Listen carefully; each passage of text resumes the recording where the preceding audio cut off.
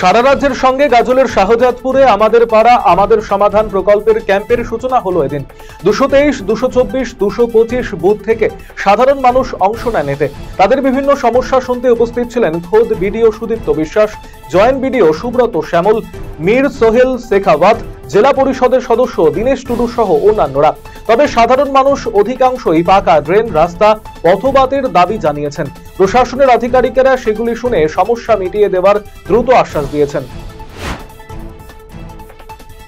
পাকা রাস্তার দাবিতে পথ অবরোধ করে বিক্ষোভ দেখালেন গ্রামবাসীরা। শনিবার এই ঘটনাটি ঘটেছে গাজলের সরকার পাড়া এলাকায়। তাদের অভিযোগ, প্রতিদিন প্রচুর মানুষ গুরুত্বপূর্ণ এই রাস্তা দিয়ে চলাচল করেন, অথচ এলাকায় 500 মিটার বেশি রাস্তা দীর্ঘদিন ধরেই একেবারেই বেহাল, চলাচলের অযোগ্য হয়ে পড়েছে। মাঝে মধ্যেই ঘটছে দুর্ঘটনা। অতীতে একাধিকবার অভিযোগ জানালেও কোনো সুরাহা হয়নি। তারই প্রতিবাদে এদিন অবরোধ করে বিক্ষোভ দেখান তারা।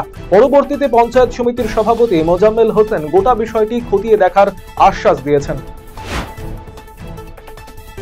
করণদিঘি বিধানসভার একটি কবরস্থানের সীমানা প্রাচীরের নির্মাণ কাজের শুভ সূচনা করলেন বিধায়ক গৌতম পাল।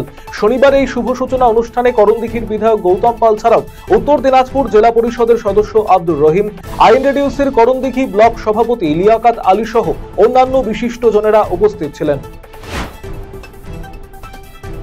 বাংলা ভাষার অপমানের বিরোধিতা করে ইসলামপুর শহর তৃণমূল যুব কংগ্রেস ও শহর তৃণমূল ছাত্র পরিষদের পক্ষ থেকে প্রতিবাদ মিছিল এবং সভা অনুষ্ঠিত হলো শনিবার। এদিন ইসলামপুর বাস টার্মিনাস থেকে শুরু করে বিভিন্ন এলাকা পরিক্রমা করে প্রতিবাদ মিছিল। পরবর্তীতে ইসলামপুর বাস টার্মিনাসের মুক্ত মঞ্চে আয়োজিত প্রতিবাদ সভায় ভিন রাজ্যে বাংলা ভাষীদের হেনস্থার প্রতিবাদে সরব হন উপস্থিত নেতৃত্ব। তৃণমূলের জেলা সভাপতি কানাইলাল আগরওয়াল, জেলা তৃণমূল যুব সভাপতি কৌশিক গুণ, ইসলামপুর শহর তৃণমূল যুব সভাপতি বিক্রম দাস সহ অন্যান্য নেতৃত্ব এদিনের এই কর্মসূচিতে উপস্থিত ছিলেন।